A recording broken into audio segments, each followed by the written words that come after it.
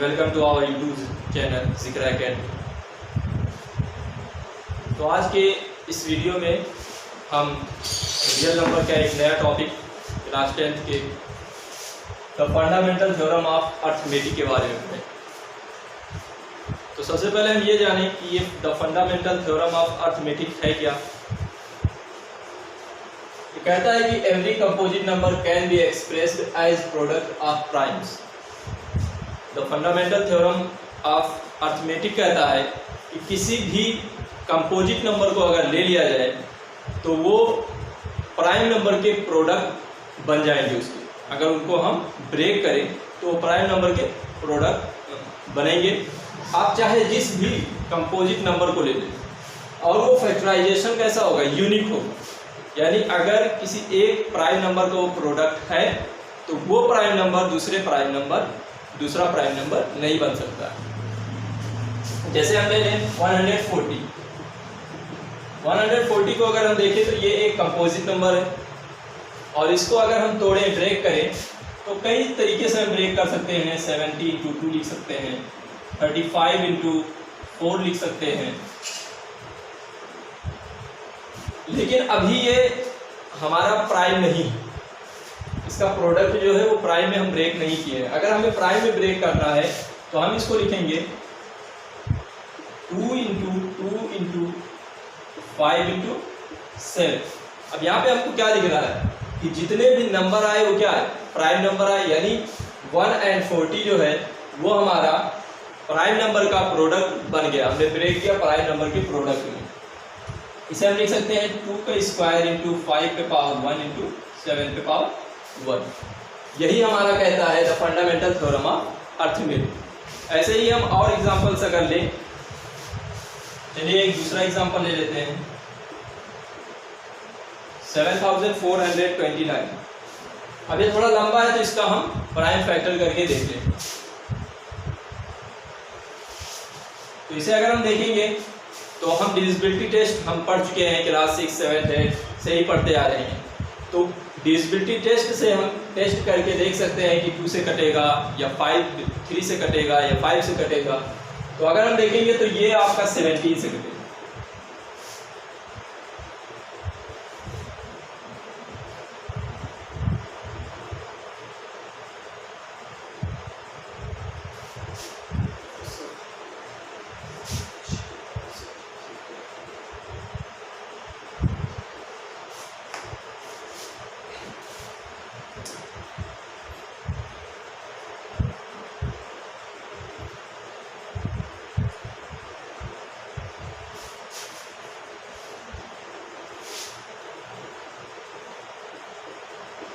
तो हमें क्या मिला, इसका 3 प्राइम नंबर मिला, 17, 19 एंड 23। तो इसे हम लिख सकते हैं 17 × 19 × 23। जबकि ये हमारा क्या है, कंपोजिट नंबर है। अच्छा, कंपोजिट नंबर और प्राइम नंबर तो हम जानते ही हैं। कंपोजिट नंबर हम उसे कहेंगे जिसके 2 से ज़्यादा फैक्टर है। यानी ऐसा नंबर जिसके 2 से ज़्यादा फैक्टर्स हो, यानी वो 2 ऐसे नंबर, 2 से ज़्यादा नंबर से वो कंप्लीटली डिविजिबल हो जाए। और प्राइम नंबर हम उसे कहेंगे ऐसे नंबर जिसके सिर्फ 2 फैक्टर हो, ओनली 2 फैक्टर्स, उसे हम प्राइम नंबर कहेंगे। फैक्टर हम जैसे समझ लें 4 हमारा, अगर हमने 4 ले लिया तो 4 के फैक्टर कौन से होंगे। सबसे पहला तो एक फैक्टर होता है हमारा 1, वो सब का एक फैक्टर होता है। फिर 4 किससे डिवाइड हो जाएगा, 2 से हो जाएगा। फिर 4 से हो जाएगा। यानी अगर कोई भी नंबर है तो उसके 2 फैक्टर कॉमन होंगे ही, एक तो 1 और एक उसका खुद का फैक्टर। अगर कोई एक बीच में कोई फैक्टर और मिल जाता है तो हमारा कंपोजिट हो जाएगा, नहीं तो वो हमारा प्राइम रहेगा।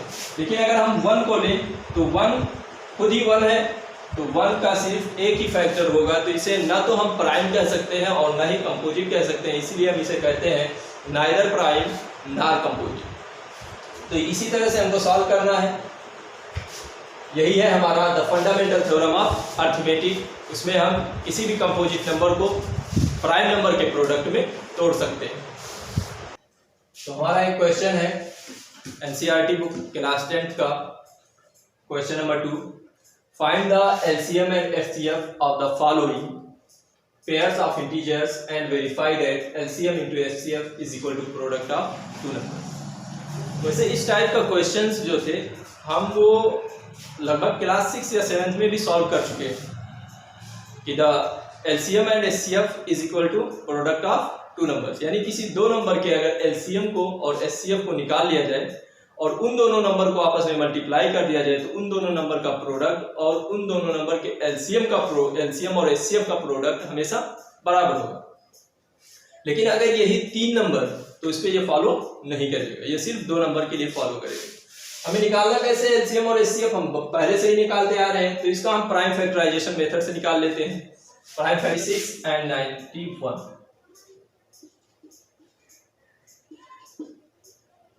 26 का प्राइम फैक्टर अगर हम करें तो 2 इंटू 13 और 91 का अगर हम करें तो ये 3 से 7 से काट देंगे, 7 तो हमारा आ गया 7 इंटू 30 और 26 हमारा हो गया 2 इंटू 30। एलसीएम अगर हम निकालेंगे तो हमारा 13 दोनों में था तो 13 को लिख लेंगे, 2 और 7 को भी लिख लेंगे, तो एलसीएम हो जाएगा हमारा 182। एचसीएफ की अगर हम बात करें तो जो दोनों में होगा कॉमन उसको हम लिख लेंगे, यानी हमारा हो जाएगा 30। एचसीएफ हमारा 13 हो जाएगा दोनों में। अब हम वेरीफाई करेंगे, पहले हम एलएचएस को ले लेते हैं। LHS is equal to LCM into HCF. LCM हमारा कितना है 182 इंटू 30, मल्टीप्लाई कर लीजिए,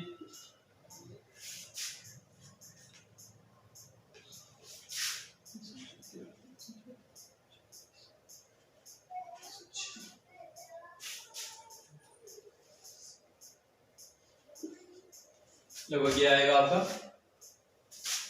2366। ठीक, अब हम प्रोडक्ट ऑफ आरएचएस को लेंगे। RHS is equal to product of two number.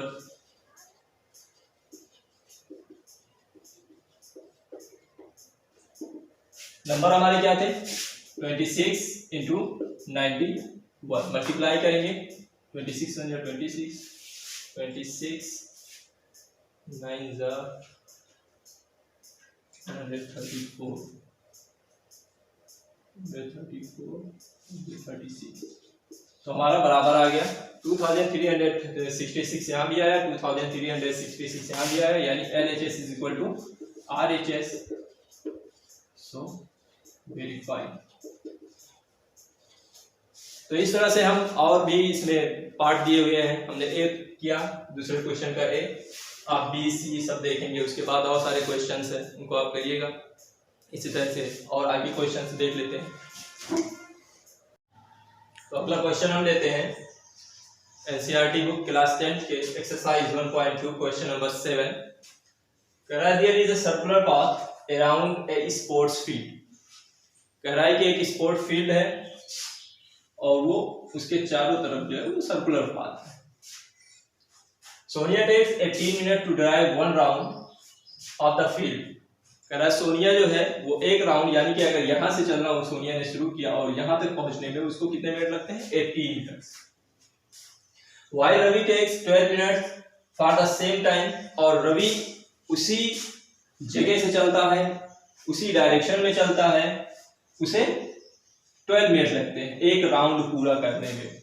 कह रहा है after how many minutes will they meet again at the starting point. तो कह रहा है कि कितने मिनट के बाद वो दोनों जहां से चलना शुरू किए थे एक पॉइंट पर आकर मिलेंगे।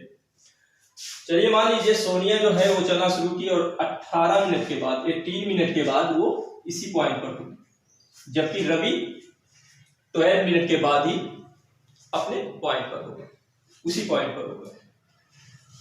अगर अब हम देखें यहाँ हमको निकालना क्या है, कैसे हम इसे निकालें, क्या चीज निकालें कि इसका आंसर आ जाए। तो हमें क्या मिल रहा है कि एक राउंड ये लगाएगा 12 मिनट में रवि, सोनिया लगाएगी 18 मिनट में, 2 राउंड रवि लगाएगा 24 मिनट्स में, जबकि सोनिया लगाएगी 36 मिनट में।